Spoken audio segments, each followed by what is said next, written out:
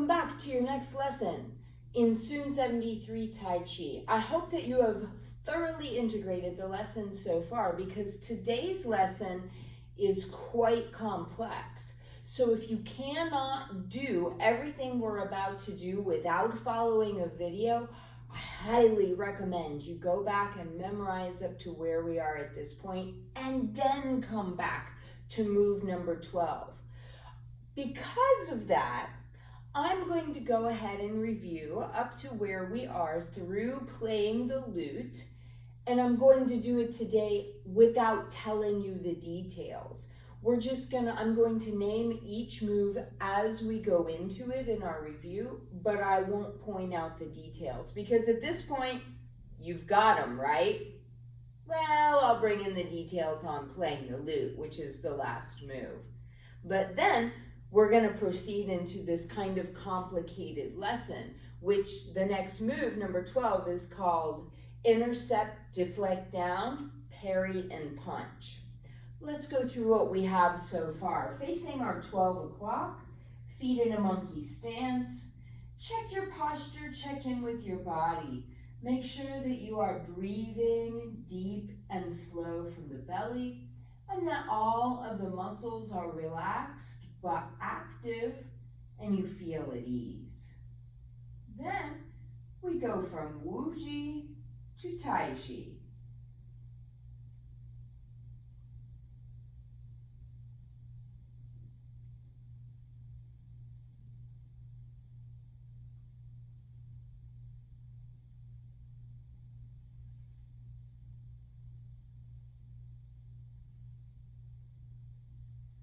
Leisurely tie coat right.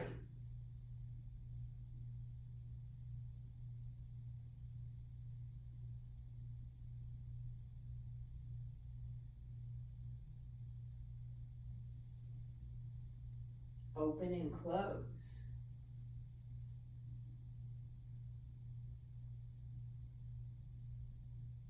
Single whip left.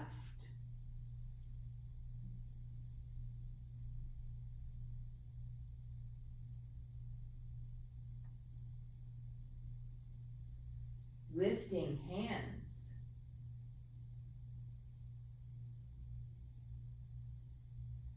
White cream flashes wings. Open and close. Brush knee left.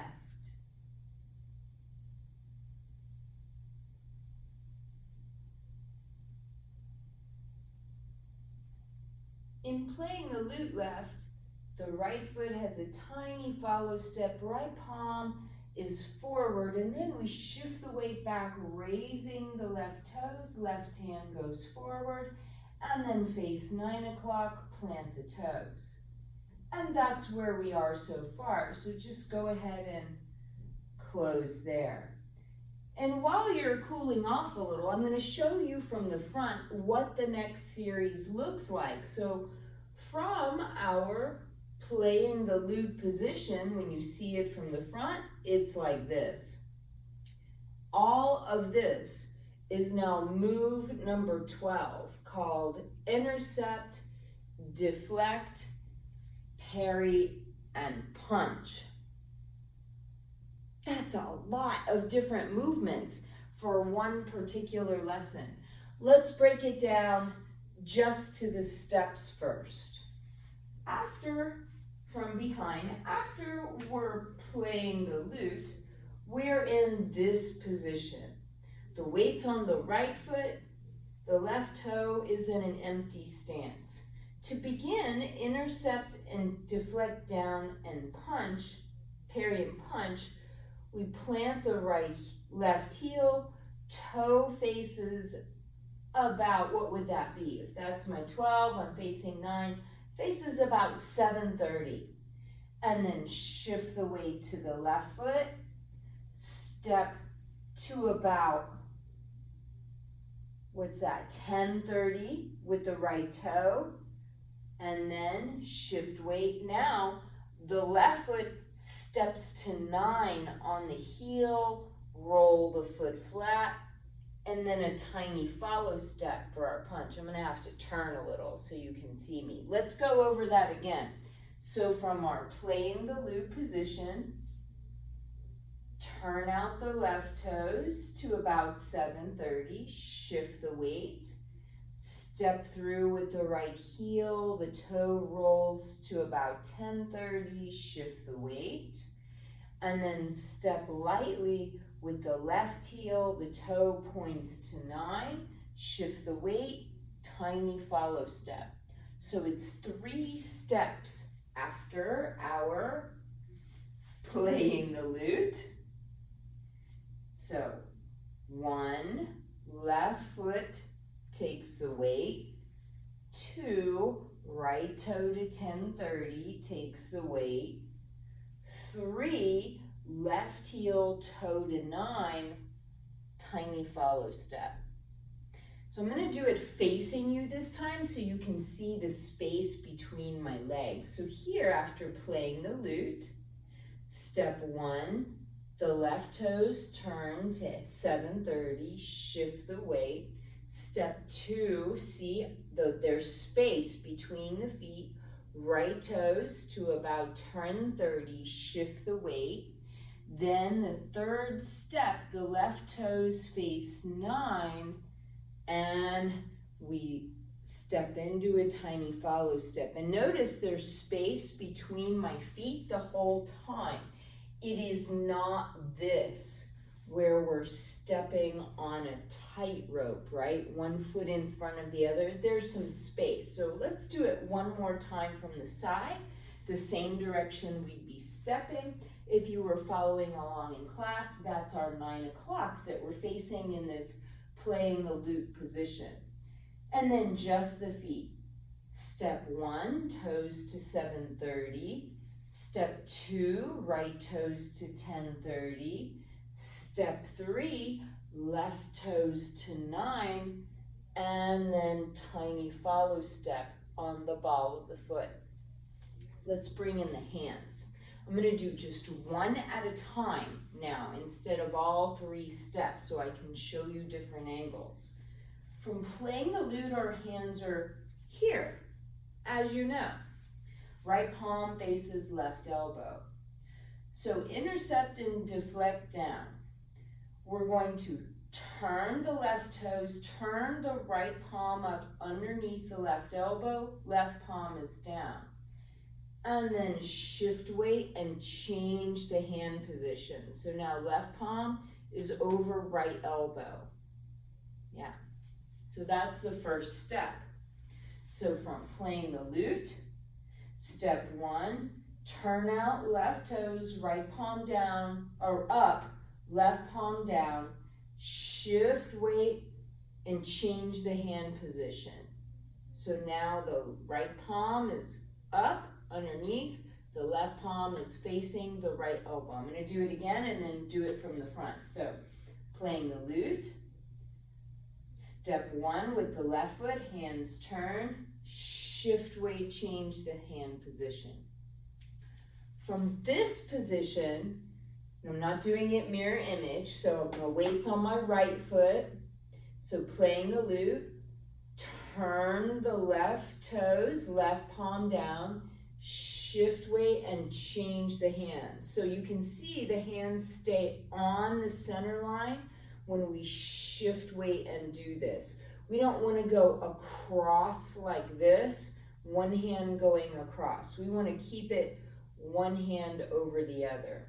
And if you were to see it really close, you could almost imagine that now I have like a ball that I'm pressing against this left elbow, and I roll it up to my right or left palm, and then my left palm brings it back over my right elbow, and the hands stay at the center line. Let's go over it again, just that one piece after playing the lute. Step 1, turn the hands and foot, shift weight, change the hand position. There you go, so the right hand's in front. Let's bring in the next step. So step 2, the right foot goes to about 1030 and the hands flip over, we shift weight and parry. Now the left hand's in front. So, playing the lute, left toes to 730, left palm down, that's step one. Shift weight, change the hands. Step two, bring the left hand underneath the right elbow, right palm faces down, right toes to 1030, shift weight. Now bring the right hand over the left elbow. Same kind of position. From the front. So here I'm on my right leg in playing the lute. Step one, left toes down to the corner, left palm down, shift weight, extend the right hand. Step two, flip the hands over with the right hand further in front, shift weight, extend the left hand now further in front. So if you were to have that ball, right, remember the ball, we're holding a ball. After we flip from playing the lute, we roll the ball to the left hand rolls it to the right elbow. Then when we take our second step, hold that ball or press on chi from the left palm, pressing on the right arm, roll the ball to the right palm brings it back to the left elbow. You can kind of imagine that, and that idea of pushing on a ball as you roll it back and forth, that can help build the chi feeling. Let's bring that in again from playing the lute. We'll just do our first two steps in part number 12. So, step one, left toes 1030, left palm down, shift weight, roll the ball to the right elbow. Step two, right foot to 1030, left hand holds the ball underneath, shift weight, roll the ball so the right hand now holds it on top. Let's do that a couple times. Playing the lute. Step one, heel toe, shift weight, change the hand position. Step two, flip the hands while stepping, shift weight, change the hand position. Let's do it again. Playing the lute. So step number one, left toes to 730, left palm down, bring the left hand back over the right elbow. Then step with the right foot, left hand now underneath the right, shift weight, bring right hand back in front of chest, left hand extended. Let's do it one more time. And then we'll bring in the third and final step from playing the lute. Left palm down, left toes to 1030, shift weight, extend the right hand. Step two, right toes to 1030, right palm down, shift weight, extend the left hand. Now you remember in the third step, now we're stepping to 9. And as we do, we make fists. Once the weight's on the left foot, the right fist punches over the left elbow. And I know you can't quite see that, so I'm going to show you from the front. So playing the lute, 1, 2. Now we make fists. This left arm is blocking in front of the body as we shift the weight. The right follow step pushes the right fist over the blocking forearm. They don't touch. So after we do our parry, both hands make fists, the left arm comes vertical or horizontal, protecting you, and then the right fist comes up and barely goes over the left arm. See that? It's not one of these things. It's barely comes over like that. And there is actually a little bend here in the wrist, not a straight wrist. So let's go over it a couple times from the side, and then I'll show you from the front so you can get the details again. So from playing the lute, Step 1, rotate hands, left toes out, shift weight, extend the right hand. 2, right foot steps, right palm down, shift weight, extend the left hand.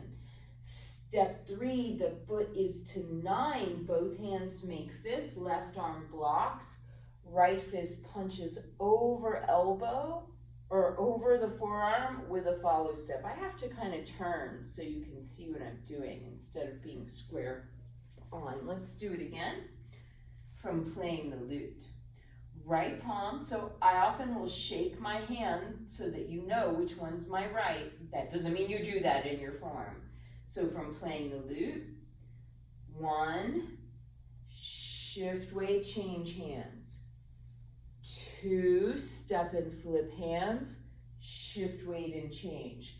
3, step to 9, bring the fist up to the forearm when all the weight's on the left foot, then the follow step pushes that fist out further. It's kind of like the energy of it, boom, helps to extend the fist.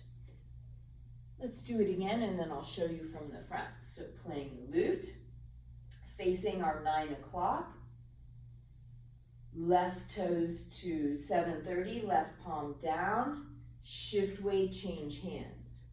2, right toes to 10:30, right palm down, shift weight, left hand goes forward to 9. Step 3, toe to 9 o'clock, both hands make fist, follow step pushes out the punch at 9 o'clock. I'm going to do it facing you this time, not mirror image. So here I am, weight on my right foot. This is my right hand facing my left elbow. Step 1, shift weight, change hands. Step 2, flip the hands, shift weight, change hands. Step 3, I'm making my fist, my heel is down, my whole foot's flat. Now the weight's on my left foot, my right hand is just over my forearm. The follow step pushes the fist just beyond the forearm, and that's where we stop. And you can see where I'm punching is about here or here. Ideally, if you were to actually do it, you would punch right at the base of the sternum. Yeah. You wouldn't need much force right there to have quite a devastating effect. Let's do it a few more times. I'm going to do it facing 9 from playing the lute. 1, left palm down, left toes 10:30, shift weight, extend right hand.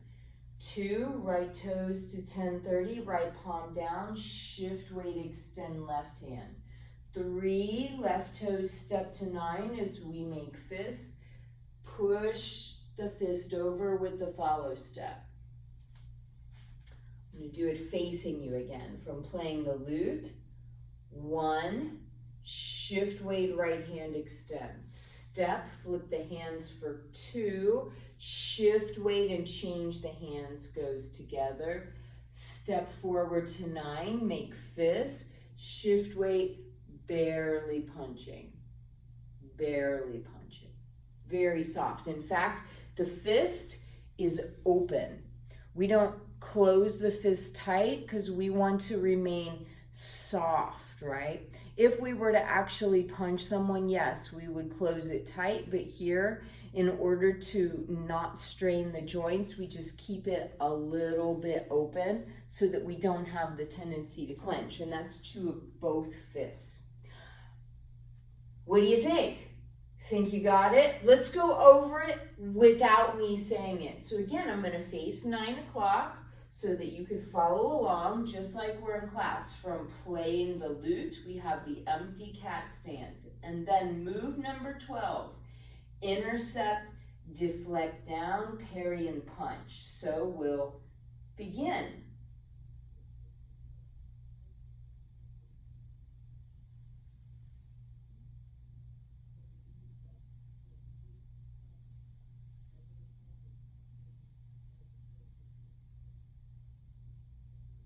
Think you got it? I'm going to do it facing back the other way so you can see my backside and that I am going directly towards 9 o'clock. So here I'd have my brush knee to 9 o'clock, and then my playing the lute in my cat stance. So here, 1, left palm down, left toes to 10:30, shift weight, extend the right hand. 2, the right toes are to 10:30. Oh, I said the wrong thing earlier. Shift weight, extend the left hand. 3, now the toes are to 9, both hands are in fist. We shift weight, and the follow step pushes the punch over. So you see, we're stepping straight towards our 9 o'clock, right? Straight towards our 9 o'clock. Let's add it in with the rest of our form. You ready? I may have to adjust my position somewhere along so I don't go out of frame. So let's begin. Hopefully here you'll be able to see me through the whole thing. Take a few slow breaths. You're doing great. Truly you are. Tai Chi is not so easy, but you've got this. Relax. And let's go from Wu Ji to Tai Chi. Shift the weight. Right toes to 12. Center the weight facing 10:30. The hands rise. Fingers are pointing towards 10:30. Little light step to 10:30.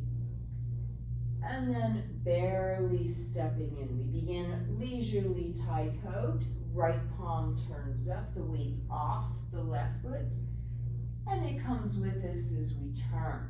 When we can't turn any further, change the weight to the left foot, turning the right toes back to about 3 o'clock. We step in that direction, aligning the left heel with the right, pivoting back towards 12 for a conscious breath in as hands open, and out as hands close. Single whip left, stepping a little to 12 on the left foot, the palms open, and give an uprooting push. We turn the waist, opening to about 2:30, and then facing 12 again. The fingers of the right hand point down, and then the hand flips to the front as we touch the heel and move into white crane, cools, or flashes wings. Make sure that you're still breathing into the belly as hands open and out as hands close.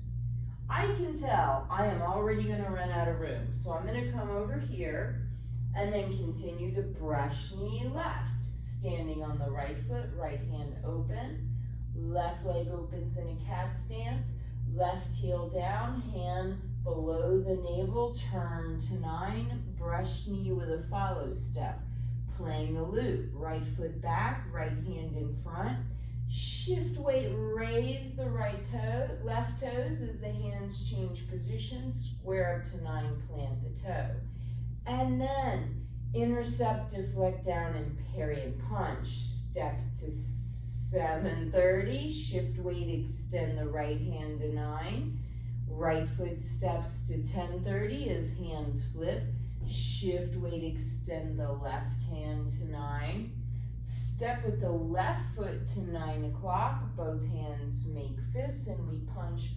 towards 9 o'clock with a follow step. From the front, this is how I'm punching. The fist is right in the center of the body. So the front fist, the right fist goes forward, and the left fist punches to 12. So right fist punches to 9, left fist is facing 12 o'clock on our clock. Wow, that was a long lesson. Shake out a little. You did great. That is quite a complicated set for one movement. How these things are divided up by names is truly beyond me. But to keep it consistent from one school, one teacher to another, I'm going to stick with the official splitting up of the forms. Ideally, we don't pause and separate one move from another. right? Ideally, we recognize that each of these moves have a name, but they flow with no pause in between the movements. Oh, I'm doing it mirror image, aren't I? So that it's one continuous flow. In the beginning, it's good to like get the robot, right? The 1, 2, 3. But then once you have it, make it more flowing. And then I'll see you back for the next lesson, which is a whole lot easier than this one. It's just, what is it called? Appearing to block and close. It's pretty simple move. And it'll go by really fast. So make sure you've got this one down, and then you get your reward in the next lesson because it's much shorter than this one. You're doing fantastic. I'll see you for the next lesson.